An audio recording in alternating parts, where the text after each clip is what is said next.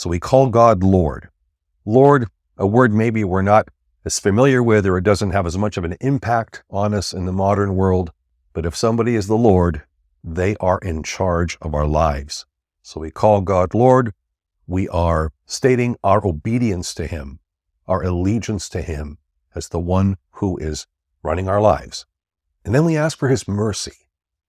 And when we understand the meaning of this word mercy in the ancient languages, in Hebrew and in Greek, we get a better sense of what we're praying for here.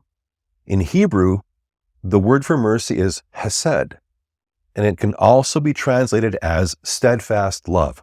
So in the Psalms, sometimes you'll see the phrase, God's mercy endures forever. In other translations, you'll see God's steadfast love endures forever. That's the translation of the exact same word in Hebrew. So to call upon God for His mercy is to fall into His loving arms. Now in Greek, the word is eleos, and there is a one-letter difference in Greek between the word for mercy and the word for olive oil, eleon. And when we look in the scriptures at the uses of olive oil, this all starts to make sense. In the Old Testament, when a king was crowned or a prophet was commissioned or a priest was ordained, the right to do so was pouring oil, olive oil, over his head.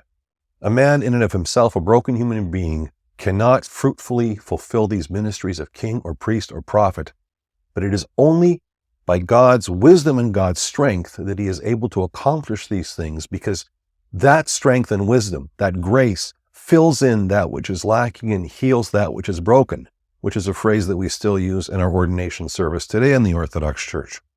So the oil poured over the head of the king, the prophet, or the priest is a symbol of God's wisdom and strength, which allows him to fulfill his ministry.